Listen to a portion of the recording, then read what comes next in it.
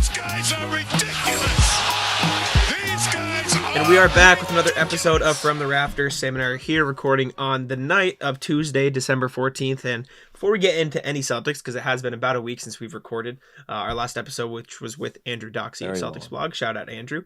I mean, we got to talk Steph Curry, Sam. That legend. Yes. Absolute legend. Steph Curry just broke the 3-point record at Madison Square Garden. Early in the game, first quarter, I believe. Yeah, first quarter. Driving home, and I saw it on Twitter as I was looking at my phone at the wheel. And I must say, the moment was tainted. I won't say ruined, because I'm not sure you can say ruined for a moment like that. But it was tainted by Brian Anderson being on the commentary. I saw your tweet. You wanted Kevin Harlan? Anybody but him. He's just lame. And I don't Breen, know. Kevin Harlan. Is it just me? Somebody. Like, his calls do nothing for me. Yeah. I just think his calls are lackluster. They're just, his voice isn't remarkable. This is like really a dick thing for me to be saying about someone that's like I guess he's probably a team on TNT now, because I guess Harlan's not on this game tonight. But I don't know.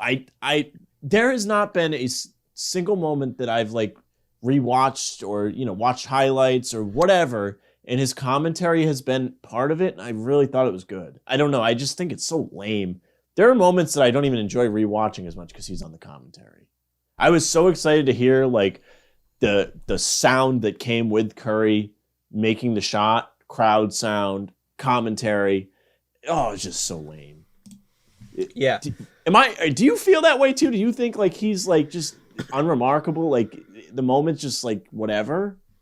I don't usually have a strong opinion on broadcast teams. Like I don't really get into it as much. I mean, I'm looking at a list of other options, like to see if like something would be like, oh, I'd rather hit him. I like Ian Eagle. I don't like him either. I don't mind Eagle. I think he's pretty good. Kevin Harlan says lead play-by-play. I'm just reading a list here right now, so I'll lead you. Well, Harlan's good. Breen is good. I like Greg Anthony. I think he's cool. Well, those are color guys. Yeah, okay. So you're looking for play-by-play guys? The guy that's actually like going to be saying what's going Kevin Harlan is lead play-by-play. Brian Anderson is Tuesday play-by-play, so that's why he's on this game. But they have it at Tuesday every week because of Thursday Night Football. You're telling me they couldn't have got Harlan to show up for that game? They could have. They probably could have. Oh my god. He might be doing the later game though, because there's a game later tonight. There's no way that the lead guy would not be on this game. If that's the case, if Harlan is on the late game, whoever is in charge of that at TNT needs a talking to, because that is a massive mistake. So the TNT game tonight is Suns Blazers. There's not a chance that team. Ian Eagle is on that game. I'm telling you right now. All right, let's see. Can you even look that up? Will it show you? I'm looking. I don't know. I don't know if I could. This is a complete tangent, but we're gonna go. With it anyways. I hope TNT doesn't have exclusive rights to this, because if they don't, Breen would have been on the Knicks broadcast call of that. TNT has Tuesdays and Thursdays. They're exclusive Tuesdays and Thursdays at TNT. But they have not been playing. Oh, okay. So that means that game is not being broadcasted anywhere else. Which one? Yeah, no. It's which just is Tuesday. a travesty. I'm pretty sure it's just Tuesday and Thursday. These national commentators are taking a dip. You went from you had both Albert and Harlan, so you really couldn't miss. And on ESPN, you have Breen. You liked great. Albert? You're a fan of Marv? Well, when he wasn't forgetting who people were, like before he was like, okay, yes, yeah. I got you. Yeah, he was good calls, and I think maybe it's Anderson talks too much. Maybe. I don't know. I can't find the list. We'll keep an eye out tonight though, and we'll figure it out. But I'm sure I'll see a highlight, and I'll be back to Steph Curry. I watched it live. It was stupid, difficult 3-2. It was over Alec Burks, who's not a great defender, but he got a great contest. Didn't even hit the rim.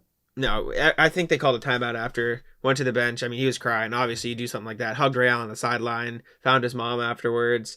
It was about as much as you could have asked for. He was hyped. He's one of those guys you can't hate, in my opinion. I think I like Curry. Curry's one of my favorite non-Celtics. Yeah, unless you're like a diehard LeBron fan, which obviously you're the opposite of, which explains why you love him. Like, yes. And even then, if you just watch basketball, it's so tough to hate Steph Curry. He changed the game. But yeah, but yeah. Usually when there's any kind of moment like that, they always let it the timeout. The media, the cameras will go out on him or whatever at midcourt. He's gonna hit 3,000 this season. That's so crazy, man. That's it crazy. It is too bad that that happened tonight instead of Friday, because I'm not so sure Ray Allen has been back since he's retired, and he would have been at the game on Friday. They did make up, I think. Him and Garnett, I think. But I'm just curious because I don't even know how I feel about Ray. I still think he should be booed. I'm out on that. I think it's been a very long time, and I guess if Garnett's forgiven him, that should be it. But that should be the indicator. I think it's kind of inexcusable. You can leave, it's fine, but you don't go play with LeBron. Yeah. Especially like you just lost to him in Game 7. It's not like Rondo where Rondo has bounced around the league and found his way over to the Lakers, which still is frowned upon, but I don't know. That's neither here nor there. No, yeah, I agree. Hype for Steph Curry. Shout out to him. Obviously, changed the game, like you said. We can get into some Celtics talk though. We haven't talked since. Was it before or after the Lakers game? It was before. It was on the weekend. It was right after Portland. So there have been a week worth of games, and you were at the game yesterday, Jack. So I was. Give us your experience.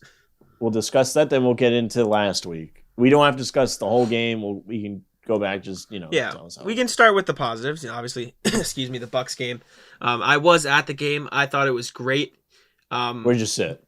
Balcony. You know me. I'm not paying. Baseline, sideline. Corner. So it was a decent view. Paid how around many rows up? Less than $50. I was like row 7 in the balcony. It wasn't bad at all. Not bad. Less than $50 for tickets against the Bucks, which was really great. Obviously, that's good. Yeah, not bad. I'm going to the game a week from today as well. Sixers game that was just over 50, so around the same price. Not bad either. That's Monday. Yeah, a week from Monday. Sorry. Yes. It's a good one. So Bucks game was good. I liked what I saw. I mean, everyone saw what Tatum did. Love Grant. You know me and my bias. He was amazing. Well, he's been great. Mm-hmm.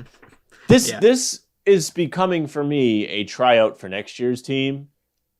And I guess you could say so far you've got obviously Tatum and Brown making the team, and Grant, and maybe Josh Richardson. To me, I don't know why. I just think he's really been really good. He's come off the bench. He's been a good ball handler. He's been pretty good at finishing around the rim. He's good with the offense. Good defender. I think Marcus is fringe. If they want to do something drastic, he's expendable. I think Rob is another one that's like fringe expendable. Horford too, because of his contract. Like the rest, like besides really the top 3 that I mentioned, the rest. We've come so far. Not that you ever hated on Grant, but just in general. I never hated on Grant. I know. I'm just saying. This is a general thing, I guess. Grand scheme of things, yes. I always thought Grant was fine. But these 3 guys at the top, I guess, are safe in their role. It just depends, because I'm not so sure. I would say like Romeo's safe, just because of the roles. But then like if they want to trade, you want to make this a tier list, Sam? So who would be in like S tier, as in not going to be traded? Tatum, Brown, Grant. Okay, I'll write this down. Tatum, Brown, Grant. That's your S tier. We can review this every week, actually. All right, I'll keep this. I like this. Yeah, let's review this every week, because this is kind of important. Because more than anything, I think that's what the season might end up being, with how inconsistent the team's been. Yes. Yeah. All right. So S tier is Tatum, Brown is in Grant. Yep. A tier. Okay, so I think right now, Rob Williams is there. Okay. Richardson is there. Okay. Smart is there. Is this your how good they've been, or how much you need to keep them for next season? Because I feel like it's different. I think it's both. To me, because, well, it's more of how much I think they fit going forward, I guess. Because I think Schroeder's been pretty decent, and he's not going to be in this tier. I know there's like, like philosophical reasons, I guess, if that's the word you want to use, like financial, fit, realistic reasons. well, yes, or not all real. that. I know what you're saying. Yes, continue, Like sorry. even fit, like I mean, saying like he's been good, like he's been visually good, but there are things that he causes problems. I didn't like him against the Bucks yesterday. No, he's bad yesterday. He was bad. I'm just saying, and I've been saying this. If Brown is playing, which obviously you want, Schroeder's not going to play well. That's the correlation. That's the eye test for me, Sam. You're all eye test. That's my eye test. Okay. So. All right. So let's see. We've got the top three, and then the next tier: Rob, Richardson, Marcus, Smart. who has improved quite a bit since the slow start. 11 assists, no turnovers. Yep. He's not really chucking a lot. He did take a couple threes yesterday. He only took like 6 shots. 6 shots. Yeah, that's plenty. And then Anybody I else think in A tier? Horford's on that list too. It just those guys on that list are like, I guess, expendable for the right person. That's like if you're really getting that big third piece. I guess a name you throw out is Beal, even though I don't really know how realistic it is or care that much for it or whatever. He did say recently that he's not going to ink an extension because he does need to like look at things. So yeah, well there that you for go. you. So if you have to sign and trade for him, they're gonna have to like trade somebody to match. And then All right, people I don't. tier? Well, I also put Romeo in the A tier too because I'm not sure how. Okay, he was good against the Bucks. He had some solid minutes. You know, he's going to get minutes going forward. It just depends if they want to get rid of him. I think he fits if nothing drastic shifts. Yeah, he'll probably continue to improve and get more minutes. So now you've got Schroder, who I have enjoyed watching, but he's not going to be here next year, more likely than not. Yep, B tier. Okay. Who am I missing? A lot of players you're missing. I know. Neesmith, Pritchard, Well, Jabari no, Parker, I'm trying to think like real like solidified rotation guys. I think you got them all right. Tatum, Brown, Grant, Rob, Smart, Horford, J. Rich. Okay, so Schroeder's on that tier by himself, and then C is Neesmith, Pritchard. Okay, Neesmith, Pritchard. Maybe Hauser. Really? Because he's been playing really well in the G League. And all right, I'll put him on C tier. He made a shot yesterday. He did make a shot yesterday.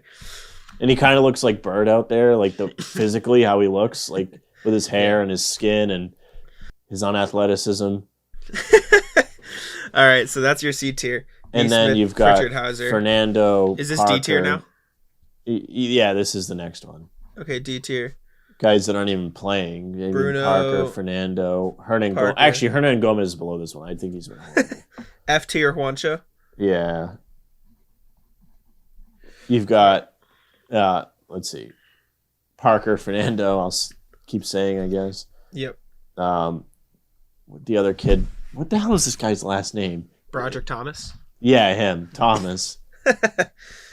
All right. Broderick Thomas. Is that 1, 2, 3, 4, 5, 6, 7, 8, 9, 10, 11, 12, 13, 14, 15, 16.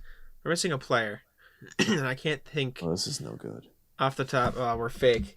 We're so fake. Shit. Celtics roster. It's gonna hit me like a truck and I'm gonna be excuse me, angry. Oh, and it's Freedom. Oh, Freedom. Well, I'm not so sure he's going to stick around. He's on that same level with those guys. With the Bruno, Parker, etc. Yeah. All right. So we'll go over these for you for this week. S tier, which is must keep, is Brown, Tatum, Grant for you. I think those guys have solidified a spot. So you're probably not going to see Grant move down unless he really falls off a cliff. Yeah. And the other two, I don't think are going to fall down off that level. Yeah. Okay. But I also don't think you are going to see a lot of people move up. You know, it's going to be hard. It's going to take a lot. Okay. A tier is players you would trade for the right price. And if it comes to it, Robert Williams, J. Rich, Smart, Horford, and then Romeo's like kind of fringe between the two. Like A and B, like the next two. Yes. Yeah. And then B is Schroeder by himself. Yeah. C is Neesmith, Pritchard, and Hauser. D is Bruno Fernando, Parker, Broderick Thomas, and his Freedom. And F is Juancho. Yes. Do you agree for the most part? Yeah, I think I definitely have some bias with Grant, but I'm hyped that you put him there, so it makes Well, it I less just sus think that I put him there.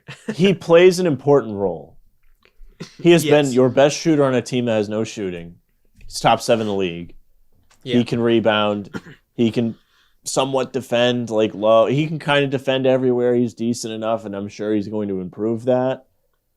So I just think there's a lot of room for him to improve, and he's already making himself an important piece on this team. I'm not saying it means he's part of a big three. I just think he's somebody, if you're building a winning team, in today's league, he's a typical type of player you need, and you have him, and he's really rising. Yeah. I think my list might be a bit more harsh than yours. So, I mean, I can do my list here too, and you can react, and you can, Okay. give your thoughts as do well. that. So, my S tier would be just Tatum and Brown. I love Grant, but my S tier, I think, would be just Tatum and Brown if you're talking about guys you absolutely need to keep for the crucial success of the Celtics. My A tier would be Rob, Will, and Grant, and that's it. Okay. Grant, and I'm really high on Rob still. He's struggled these last few games, I think, in my opinion. I don't really think he struggled yesterday. I think he was fine. They decided that Horford and Grant were the better fits at the end of the game. Which was a good decision. It was a good decision. But he still looked good in his minutes. He was fine. Yeah, he was solid. My B tier then, I think, would be I'm gonna put Smart, even though I'm slowly, and I don't want to lose friends here because our buddy Andrew, who we had last week, who I've like to consider a Celtics friend at this point. I'm lower on Smart than I have been in a while. Even he's been playing great. I understand why. I feel that. In my head, I think obviously you're not going to get someone who can play as elite defense as Marcus Smart. There aren't many players like that in the league. He's, I would say, a top 10 defender in the NBA, top 5 on the perimeter. He's elite. Do you think this Celtics team becomes that much significantly worse on defense without Marcus Smart? Because I don't. I mean, obviously they'll be worse because you don't have Smart. But I think you can find, and I don't have any suggestions, so I hate to be that guy because I don't have anybody to give you. I mean, I can search, but you don't I'd go through the contracts, etc. I think the Celtics could find somebody who could still play solid defense. Obviously, like I said, you're not going to find someone who can be a solid facilitator because as good as he is, 11 assists is great, but he's averaging 6, which is good, but who can also shoot the ball better. And I think that's the key. And obviously there's more to the game than shooting. I've made this argument defending Smart time and time again, and I don't think you need to trade him. I don't think Smart sucks, get him out of here. I'm just saying I don't think he's at that, untouchable point where most Celtics fans have had him over the past year. If that makes sense. No, I agree, and I think the reason that it's tough to consider moving him is because I just don't think you're going to get something back that's worth it. Yeah. Unless he's part of one of those big trades, which is why I have him where I have him, right? And I also think it's easier to be down on him because next year his extension will kick in. So you're really starting to think, he's going to be getting paid a lot of money.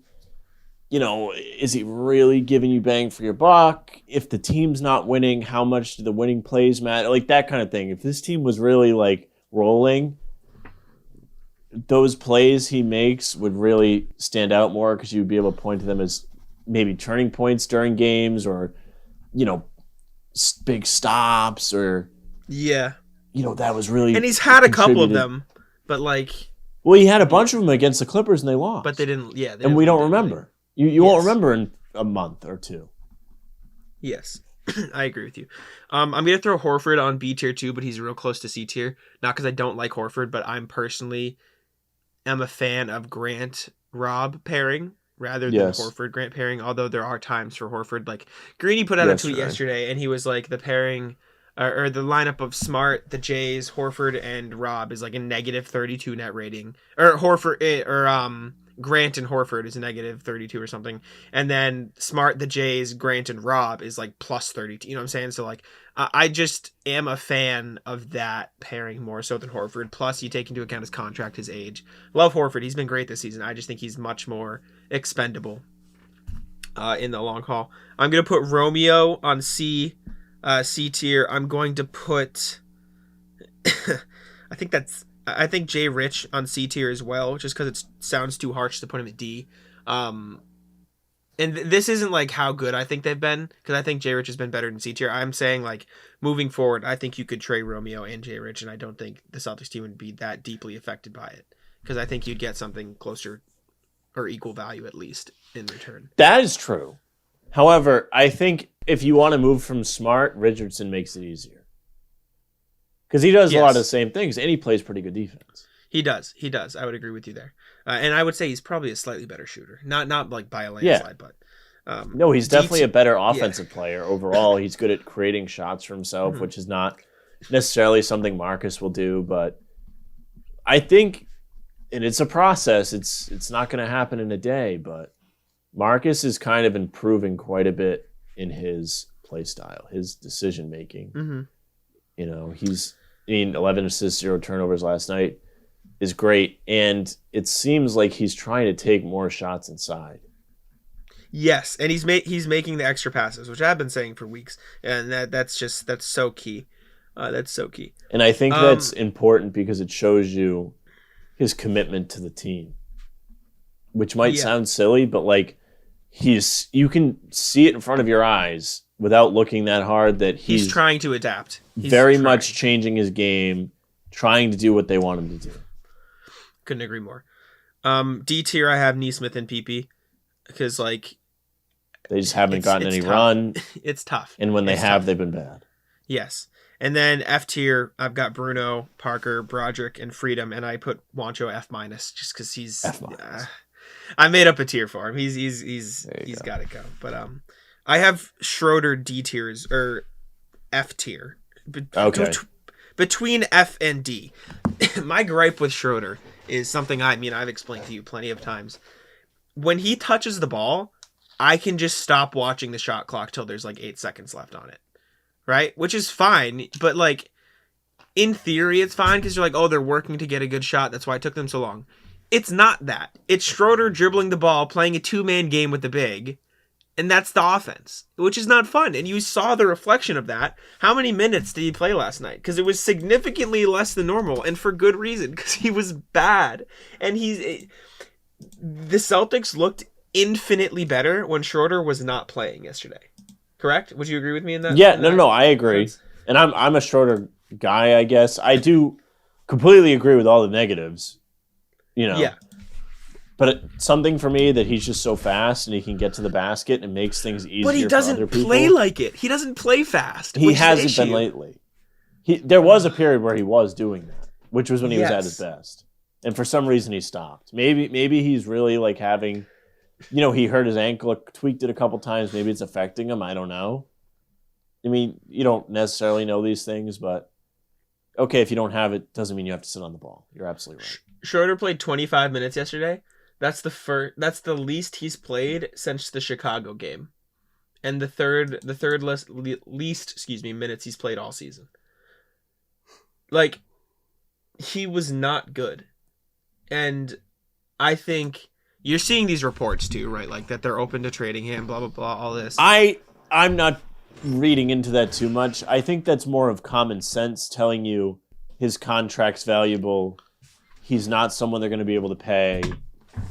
It's the same speculation that we've done. Yeah, whatever. I don't think any source is telling anybody that, like someone from the Celtics is saying, we're going to trade him. I don't think that's happening. I think that's people that understand what the situation is telling you what they think is going to happen. Okay. Well, regardless, I mean... I don't think it's going to strike midnight tonight and turn Wednesday and he's going to be traded in the morning. No, but I do think he'll be traded. And I was talking to Tim about this yesterday. I have no problem with trading Schroder if you're doing it for the right reason. So to me, the right reason is more of your views on his play. How you said, he's stopping the ball. He's not being a good fit with the offense, this, that, right? I don't want them to trade him just because they want to get value for him. Not that there's anything wrong with trying to get value out of what you have, but I feel like especially if you do it sooner rather than towards the deadline, you're waving a white flag. I understand unless you truly feel like what you're getting back is going to help you more. It's dumb to say now because really you're not necessarily trying to win a title this year, but you still want to compete. I don't think you should be trying to tank per se. This is still a team that's mostly young. Some of these guys have been on deep runs, some have not. It never hurts to get more of that. My thing is, you know my stance on trading him to get value. I think that's the smart play, but that's just because we think differently. The version of the Celtics that played the Bucks yesterday has a real shot to make a super deep playoff run. Would you agree with that? I completely. Yesterday is the team that I told you would start 8-0. It's the team that I thought could push for the 1 seed. Which still, if you really get your shit together, is not out of the realm of possibility. And with how tight is. My point is that team could have won that game without Dennis Schroder, and I think arguably would have had an easier time winning the game without Dennis Schroder. I am very not good at realizing those kind of things, which I will own up to. I'll put it this way: he went unless someone's out there really killing them. 2 for 10. Really. He shot 2 for 10. He had a bad game. 1 for 5, and this is an advanced stat. Obviously, it doesn't mean much. Game score is basically. Have you heard of game score? Yeah, it's like every your, stat has a certain score to it, and you add it all up, and how much it factors into a win. Like I have heard of it. Yes, I'll put it this way: it was his second lowest game score of the season, and the second time all year he's had one below 1, and the other one was the San Antonio game. So that tells you how minuscule of an impact he had on that win. And the Celtics won by 14. And I mean, here's another one. This is easy. What was his plus minus? I bet you it wasn't very good. Yeah, it was a 0 plus minus and a 14-point win. For comparison, Jaylen Brown's was 20, Marcus Smart 10, Al Horford 25, Jason Tatum 21. That's crazy. That's crazy. But you could say there are a lot of games they won because of him. Too. Yes. I mean, he's played well. But only because Jaylen Brown was hurt. And I understand you need the backup plan, and Schroeder's a great backup plan, but when Brown is healthy, he, I would say, I think he hurts the team, in my opinion. And again, I can see where you come from on that. I think it would be... Okay, so I guess what I'm really getting at is I would really like to see them work, because they haven't had a lot of time all playing together, work to get everybody playing together the best they can before they trade him. Don't just do it to do it. Work I agree because Schroeder has showed you he can be a valuable player. Obviously, the other two guys are great. And you're absolutely right with, Schroeder has not been as productive when Brown's in the lineup. Okay, great. Now you need to figure out, and this is Ime's job, how can you make it work? To the best, maybe it doesn't work. To the best of your abilities, make it work. And if you really feel like it's not working, then you sell him. And I would argue he tried it yesterday. And I'll explain my theory. It's really one game. I throw the first Brown comeback out because he really wasn't himself. No. I was going to talk very specifically about the game. You see the way it progressed, right? Schroeder came off the bench, which was good. And when he did come off the bench, they took out both of the Jays. So they could let Schroeder... Because in my opinion, I don't think he works as well with one of them on the floor because he needs the ball so much. So they were like, okay, Schroeder, in order to use him to his fullest effect, let's put him on the floor with other guys around him. I don't remember the exact lineup. I think Smart was out there. I think Grant was out there. I think Romeo was out there. And maybe it was Rob or Al, probably one of the bigs. And that lineup sucked. You saw it at the end of the first quarter. They lost bad, right? Because, I mean, obviously Schroeder had a rough shooting night, but the correlation of when Brown plays, Schroeder plays bad is so clear. In this first sample size. And last night showed it again, and they even gave him, spoon-fed him an opportunity to, be the sixth man everyone wants him to be. And again, one game, like you said, but I'm going to keep saying it till he does something good in a Jaylen Brown / Jason Tatum combined It's fair. Game. But it's warranted criticism. Yeah. I think if you clock strikes midnight, you trade him, he's finally eligible, you trade him, blah, blah, blah. and you trade him the first day, I think it says you're quitting. Unless you really get something remarkable back. I don't which think it not says you're going quitting to. because I think they're. I do. Unless you really, really feel like you cannot be successful with him on your team to any degree. I don't mean successful winning a title. I mean successful being around the level you should be at. Then fine, trade him. But if you aren't sure yet, I don't think it's wise. I'm looking up some stats real quick because I want to see if my theory, proves to be true. Shoot. Jaylen Brown. I want to find Dennis Schroder's stats. Or Dennis Schroder's stats when Jaylen Brown plays. Because I bet you money that they're so significantly down. I can't find it, but I don't have time to go through right now. But I'm trying to think, and I know you don't like talking, very specific trades, but is there anything around the league you would deem okay to get back for Schroder? Like, what would you be looking for in a deal that would make it okay to trade Schroder away, in your opinion? Because I think at this point in the season, it's very hard because you don't know what's out there. Mm-hmm. You know, when that deadline comes, there's a lot of people selling. You know, you could get something that might fit your team better. You will have seen more time of sample size. You know, have they figured it out at all? If they have, is he still a problem? If he is, okay, what can you get back that fills the biggest need on your team? I couldn't tell you what it is because I don't know. Shooting, in my opinion. No. I mean at that time. Whatever it is. I think it's still always going to be It's probably shooting. Okay, fine. What are you going to get back? Yeah. Which is what you asked me. Yeah. But I don't know. Yeah. And that's a fair argument to make. I mean, I think you could look around the league and I don't think picks is a good answer. I think you could get something in like a couple seconds. Which I know you don't think seconds are anything. What do you want with seconds? What are you going to do? You're going to have him watch the game like Pritchard Neesmith? Sam, I'll tell you this. Or Hauser? How did the Celtics get Evan Fournier a couple years ago? With a single second-round pick for free, yes. They were exactly. So you get more of those seconds, and you can move them with these giant fucking TPEs the Celtics have. That's the key right there. That TPE expires this summer, so you've got little time to use it. Hey, that's why you get the seconds, and then you ship the seconds off, right? You immediately flip them, and that's where the value is, in my opinion. I mean, hell, maybe the Cavs want another ball handler. You get Colin Sexton. Right. Well, there you go. That doesn't help you this season, but hey, can I interest you in Kevin Knox, Sam? I don't think so. I don't think. See, like that's the kind of thing. Like you're just waving the white flag if you do that.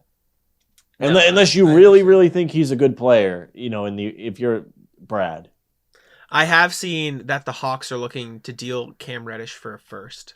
See, that is something that you entertain. So you say, hey, we'll give you Dennis Schroder in a couple seconds, and you give us Cam Reddish. Well, isn't he a free agent? Isn't there more complications to that? Like they don't think he's going to re-sign or whatever. He's got a team option next year, and then he would be free agent. But at that point, I'm like. But you're still, if you're giving up Schroder, that's worth it. There's a difference. So there you go. That if you get like a young player that you feel like has potential, which I'm not sure what the consensus on Reddish is. I know when the Celtics played them, they were kind of saying he was having like a sporadic year where I love Reddish. He was either good or bad. Yeah. And he of course was good against the Celtics. But I'm fine with that. If you're getting the right thing back for him, it's fine. It's just like don't trade him just to trade him. I understand that. And other names I have here, Dante DiVincenzo is one I saw thrown around, but I don't know why the Bucks would do that. I don't think Milwaukee would do that, but if that's on the table, you do it. Mm-hmm. Bryn Forbes, I would do as well, but that's another. What's his contract? How long? And he's done. He would be off after this year too, but I think he fits better. That's just he shoots better. Yeah, that's just an opinion thing. Jalen Smith, but I don't love that either. I don't think he's great. Well, they were rumored to want to draft him. They were, but the Suns also just declined his team option. Well, there you so go. he's probably out. Past that, I don't see much here. Most of those are okay. Yeah, Dorian Finney-Smith is another guy I can think of. Daniel House, but I don't know why the Rockets would want him. Rockets. Why are is he still on nasty that now. team? Rockets are nasty now, Sam. Don't sleep. Yeah, all of a sudden. Well, the Celtics are done with him, so they can be as good as they want. Yeah, that's fine. But yeah, no, I don't know. I don't mind some of those. I don't know if the Hawks would entertain it. Actually, I don't think the Hawks would do it. Because I don't think Reddish wants to go back to Atlanta. Or Schroeder wants to go back to Atlanta. I don't think they ended well. You don't think so? No. Nah, I don't think so. What about Marvin Bagley? Could I entertain you in a Marvin Bagley? I don't know. See, like, that's a complicated thing because I don't know that much about him. I just know he's not playing, and there's some reason he's not playing. He is playing now. He's been playing under because they fired Luke Walton. Has he been any good? He's been okay. He's averaging. Do you think they need him? Can he shoot? He can't shoot. I don't think they need another big guy that can't shoot. Yeah. Especially, I I think agree. your front court is really saturated with Horford being, really better than you probably thought he would be. Williams, both of them being really good. So, excuse me. Did you hear that? Brooklyn is entertaining offers for Joe Harris. really, well, his contract's a lot of money. Fits into the TPE, Sam. Does it fit? Does it? What is the TPE? Is it 17.7 or 17.1? It's like barely 17. I think it's 1. Never mind. He makes 17.3. Oh my. Yeah, but even then, like going forward, you handcuff yourself if you do that. Yeah, you do. I do think it helps though, and I think Joe Harris is one of those guys that moves well off the ball. And this is something I talked with Tim about desperately on the pod, need that. or the Desperately. pod pregame. Tim was mentioning basketball IQ the other day, and I think that's a big part of it. Like, that's probably part of the reason Nesmith doesn't make as many shots because, moving off the ball gets those guys into a rhythm. It's not And just... he tries. Nesmith tries. He's just not very... He tries his very best. I It's did one write thing up- you can say about Nesmith is that guy tries. I did write Regardless. up a big Celtics trade. It wasn't a Celtics trade. It was a Knicks trade that the Celtics would be involved in, a 3-team deal. And I'll get your thoughts on it before we move on to our... we can talk a little bit more than wrap up. This kind of just devolved into us talking, which is, I guess, what a podcast is. But It's usually that's how we used to do it back in the day. yeah, we just kind of chill, and this is good. This is fun. I hope everyone's listening is enjoying. But the trade is a Knicks, Celtics, Kings trade. The Knicks would get De'Aaron Fox. And do you want me to frame? I always struggle how to frame these trades. Do you want me to frame it as what the Celtics would get versus what the Celtics would give up first? That way, it's just like more concise. For the Or do you want me Celtics, to yeah. read it first? Okay. No, Celtics are giving this. They're getting this. Okay. Celtics give up Dennis Schroder, Josh Richardson, Romeo Langford, 2 unprotected first-round picks, and they might have to throw in like a PP or a Nesmith too. So What are they getting healed? Healed Derrick Rose and Kevin Knox. Derrick Rose. For Schroder, Richardson, and Schroeder, Richardson, Romeo, probably man. Nesmith or PP, and 2 first-rounders. See, I think he's equal to or better to Schroeder. Yep, and then Healed, I would say, is And better to Jay Rich. He's a better shooter, but he doesn't play defense. He's not a better shooter. He is 10% He's better. absolutely a better incredible. shooter. Like, Yes. you know what I mean? This definitely hurts defense, improves the team, in my opinion. I would do that. So New York's getting Fox. Fox and Schroeder. And the Kings get Josh Richardson, Romeo Langford, Nesmith or PP, Obi Toppin, Emmanuel Quickley, Quentin Grimes, and 3 unprotected firsts. Yeah, I mean, that's fine. I would do that. I would do that in a heartbeat. Derrick Rose has been playing really well. As soon as you come here, the training staff get their hands on him. His knees would go out. But he's been great. Healed would be great. It would be an interesting fit with the Jays. How, it would be nice to have some shooting, right? Yeah. And if you really want to screw around, you can bring him off the bench and just have him score. Yeah. Yeah, I mean, a lot of these, I got a ton of Knicks fans commenting saying, no, this is crap. McBride, Well, what are the Knicks giving up? They give up, excuse me. Quickly, They give up Toppin, Rose, Derrick Rose, Toppin, Quickly, Grimes, and a first, and Kevin Knox, who doesn't play, for De'Aaron Fox and Dennis Schroeder. Yeah, I would do that if I'm the Knicks. I would too. I originally had RJ Barrett in the trade, but I thought that was too Yeah, much. if RJ Barrett's not in it, you're really not losing much there. All right, That's what Quickly's so- fine. Rose has been good for you, but Schroeder's been good for the Celtics, and they'll play the same role.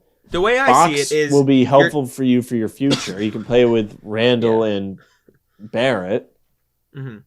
The way I see it is you're getting an upgrade Derrick Rose to De'Aaron Fox.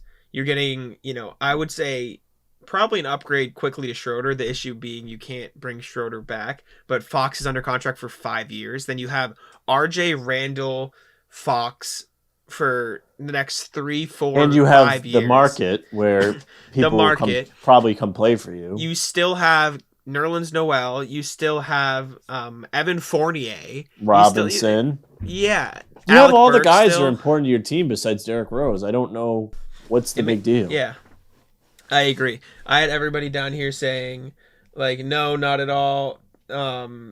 Like, this is ridiculous, blah, blah, blah. I'm like, I don't know what you're talking about. This guy goes, wouldn't mind getting Fox for, like, Fournier, Rose, Walker, and a pick. Why would Sacramento do that?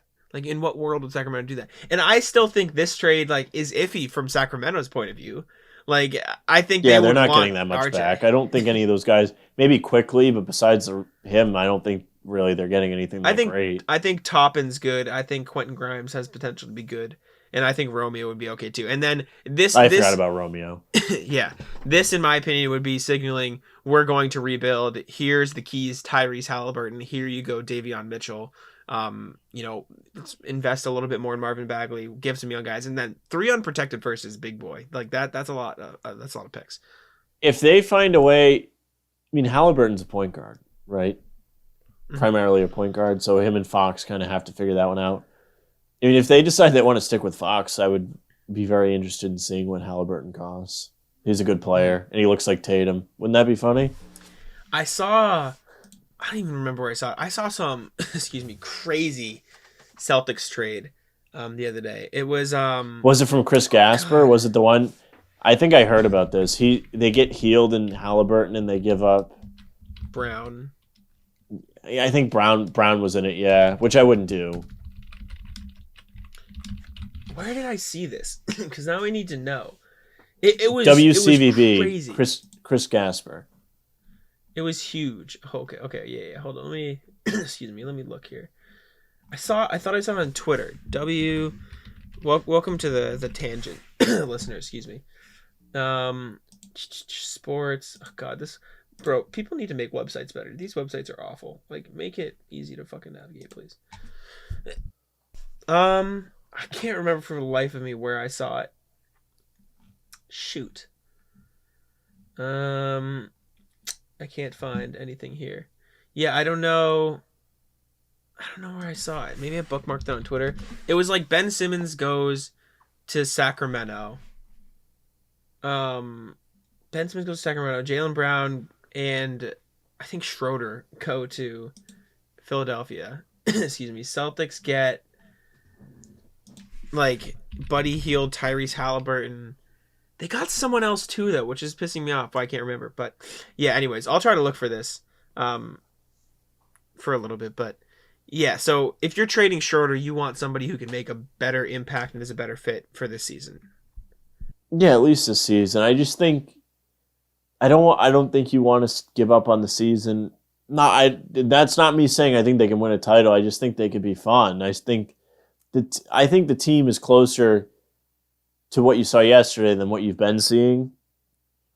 I just think they should be able to play at that level more often. They don't do it. I think it's really embarrassing that they lost all 3 of those games last week. You should have showed up against the Lakers at the very least. If you lose, you lose, but you didn't even try. You didn't even show up. You didn't play hard in a rivalry game. Did you hear Tatum's quote last night after the Bucks game? Was it about what? He basically was Go quoted ahead. saying exactly what you just said. He said, "We don't mind losing, but you got to give yourself a chance. In those 3 games, we just didn't give ourselves a chance." Well, he's right. That Lakers game is inexcusable to me. How you do not get up for that game is beyond me. Okay, then you come out the next night in a bounce back spot against a Clippers team with no one playing for them and you lose. And then you lose to a Phoenix team with no one but Chris Paul playing for them and JaVale McGee scores 21 points, grabs 15 rebounds, and you lose by a lot. It's not even close. I mean, the Lakers game is the hardest game on that slate. Yeah. And that's not a hard game. And you lost all three, and you gave bad effort in all three. Mm-hmm. That is keeping me from enjoying the win yesterday. Because I truly am just baffled that they did that. I didn't think they were going to show up yesterday either, and they did. And I'm glad they did. I had a good feeling they were going to win yesterday for some reason. I predicted a win. Yeah, so my buddy did too. He kept telling me to bet him, and I was like, I don't know, man. I don't trust Did you bet him? Right no, I didn't. Unfortunately. I mean, I'm glad he won. I don't care. I didn't lose. I just didn't play. I didn't think. It's hard to bet on the Celtics because you don't know what team's going to show up, and that's the problem. I agree with you. Yeah, I can't find the trade. I did find this trade from Bleacher Report. Celtics give up Jaylen Brown, Robert Williams, get Karl Anthony Towns, and I know you're a big Cat Jaylen guy. Brown. So. Yeah, but I think if you bring in Cat, he's going to be the third guy. Yeah, that's also fair. But I don't think Minnesota's going to do that move anytime soon. I don't think so either. I think, they're actually playing decent basketball this year, too. Yeah, they are. Also, speaking of decent basketball, another tangent. Are you in on the Cavaliers now? Just totally random. I think they're going to peter out. I think if they were healthy, you'd have to really consider being in on them. But without Sexton, it's tough. I think they're better really without Sexton right now. Buy into it. They're better without him now. I don't know. I don't think they're. I'll put it like this: I don't think it's a team the Celtics should lose games to. Okay. I mean, whatever. Fair enough. They are, I think, 17-12 right now. So I think they're like 7 or 8. I know what they. No. I mean, at the end of the year, that's what I think they'll be. I know they're fourth now, and they're 17-12. Excuse me. But yeah, no, I love the Cavs. I think they're. I think they'll end up being 7 or 8. Okay, that's fair. Are you in on the Grizzlies? Another random one. Are you there? No, I don't know anything about what's going on with the Grizzlies, so I can't give you an answer. I know they're about the same record as the Celtics. Yeah, they've won. Let me look here. There's a crazy stat. They are. Yeah, and this is their last 9 games: 27-point win, 7-point win, 73-point win, 7-point win, 15-point win, loss, 13-point win, 7-point win, 35-point win, and that's all without Ja Morant. Ja Morant has not played. Well, he's obviously a cancer. Yeah, they should trade him for Schroder. Obviously. We didn't talk much about the West Coast road trip. I don't think we need to. I think we can just put that behind us. I mean, you ranted about it actually. What I said is how I feel. I think it's embarrassing. The Jazz game is excusable. Okay, you really probably gave your best punch, one of your best games of the season, and you just lost because they shot crazy. Mike Conley was 7 for 7, whatever. You go out in Portland, you play really well, and then that last week is just inexcusable to me. I'll say it again. How on earth you do not get up for that Lakers game is beyond me. You already beat them at the Garden. You need a win. You're finally trying to get your team together and finally win some games and string wins together, and you don't even show up. Tatum was the only guy that had him in the first half. Yeah. You come out the next night, you lose to a kid that had 54 points before that game, and then he scores half of his whole season total, 27. Career total. That's what I mean. Yeah, it's ridiculous. Yeah. And then you let JaVale McGee have 21 and 15 against you in Phoenix? What is happening? That's unacceptable basketball. Funny fact.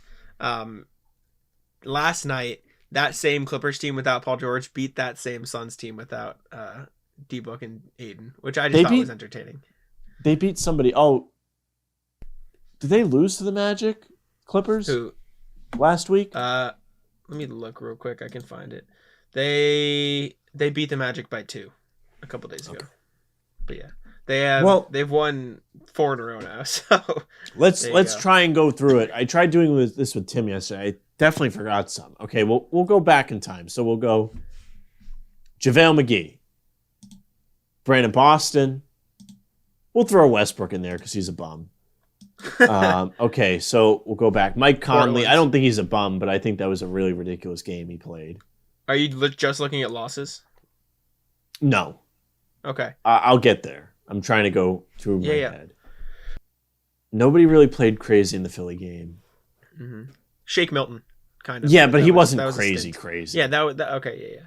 You know, Before it wasn't like annoying, and he cooled I know off what you're in saying. the second half. Before that was Toronto. Toronto, that game was fine. They don't really have anybody on the team that really like goes ridiculous, unless Barnes is like fringe, I guess, but he's been pretty consistent. Svi Mykhailiuk pops off. That'll piss you off. Right, he's typically done that. Okay, who's before that? San Antonio. Okay, Keldon Johnson was far too good in that game. DeJounte Murray was filthy too. Yeah, but he's good. Yeah, but he had 20. He had 29 and 12. Not that Keldon Johnson is some scrub, but he had a 16-point double. He had 17 and 14. Yeah. Yeah, it's ridiculous. Before that Nets game. Nets. Hit me with it, Patty Mills. Yep. Okay, so that's 6. Rockets. That was a blowout win. Nothing really happened. But the first Rockets game, we'll say Jalen Green because that was ridiculous. He didn't miss. Okay. Yep. Let me try and do it without your help. Okay. Because I want to do it off the top of my head. Mm-hmm. Well, here we are. I'm struggling. That was a Thunder. Sorry, I'm just gonna tell you. Thunder. Nobody was really ridiculous in that game either. Nope. Before that was Lakers. They blew them out. Yep. That was fine. Before that was a loss. They lost. Oh, it was a bad loss too. It was an 11-point loss, but it was really worse than that. It was. You want me to tell you the teams? Ricky Rubio is on the list. He played ridiculous. Yep. Atlanta's the game you missed. Atlanta. Oh, okay. So you had the Reddish. Trio. Reddish is on the list because they were saying how sporadic he was. Herder I think and Bogdanovich is good, but Herder can make the list because he played above probably where I think he plays. So that's 10 so far. Mm-hmm. And then I mean, Luka's Luka. Luka's fine, even though he had been poor up to that point. Mm-hmm. Ricky Rubio, Rubio was ridiculous. He did it twice. That's 2 games for Rubio, so you're at 12 games where you've had some shenanigans. Do you want to put anybody? From Harrell, Montrezl Harrell, 2 games. There's 14 to you. Anybody from the Bucks game on the list for you? Grayson Allen. Okay. That was ridiculous. Okay. He sent the game into overtime single-handedly. I mean, you cannot make this stuff up. I'm going to stop there because I'm probably really boring to listen to. Some of those guys have had good seasons, but I understand your point. But it's ridiculous. Like JaVale McGee having 21 and 15 against you was ridiculous. That was bad. Brandon Boston having 27 points against you was ridiculous. Jalen Green making like 8 of 8 from 3 against you was ridiculous. And this isn't even like me saying the Celtics should have done something about it. It's just like this keeps happening to this team. Mm-hmm. And you obviously had, I'm sure you heard about the film session Udoka held after the West Coast trip. Yes. And everyone, good. I mean, everything I hear about Udoka, I really like. So I do as well. Good on him. And I wrote that piece, but I mean, showed over 100 clips. He basically said we showed Westbrook in the lane doing his antics. We showed LeBron, everyone moving out of his way. I mean, that's ridiculous. You can't do that. So I'm hyped to see that moving forward. And to wrap up the show, I mean, I'll just bring up Giannis and protocols. So be ready for the storm, Sam. Oh, yeah. No. I meant to talk about that. Yeah. We just touch upon it briefly, but yeah. One, it's insane how this virus is like spreading like wildfire in the league. I saw something today. It's Thanksgiving, probably. Everyone just went out and Thanksgiving might be a good one, but like I don't know. It's going up everywhere. I don't know what it is. This new variant might be the real deal. Omicron, yeah, and Delta. It's like, I've heard of the Delta one too. Like what's it called? It's like when Jordan got drafted. Or no, let's say Magic and Bird because there's 2 of them. There you go. But yeah, is there anything else you want to touch on quickly before we get out of here? We've been going for a little while. No, I don't think there's anything I want to complain about. TNT, just be better with your national broadcast crews. Brian Anderson, I don't know him. I don't dislike him. I just think he's boring to listen to, and I think his calls are unmemorable. It really, I think it taints that Curry shot. It's like, it's just boring. Like he like freaks out like in the call, but like it's just boring. It doesn't do anything for me. There you go. But yeah, that's all I got. That's all we got today. We'll probably be back later this week at some point. It's weird because the Celtics have like this huge 3-day gap, so got to go in between the games. I do love the 3-day gap. I will say I need a little bit of a break.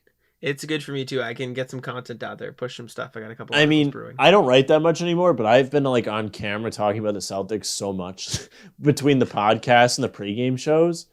And you do it more than I do usually, unless you're at the game. You're at every pregame show. There are days where I can't make it, or I'm tired, or I'm out, or whatever, and I don't make it. But you're on like almost every one if you're home, so you do it more than I do.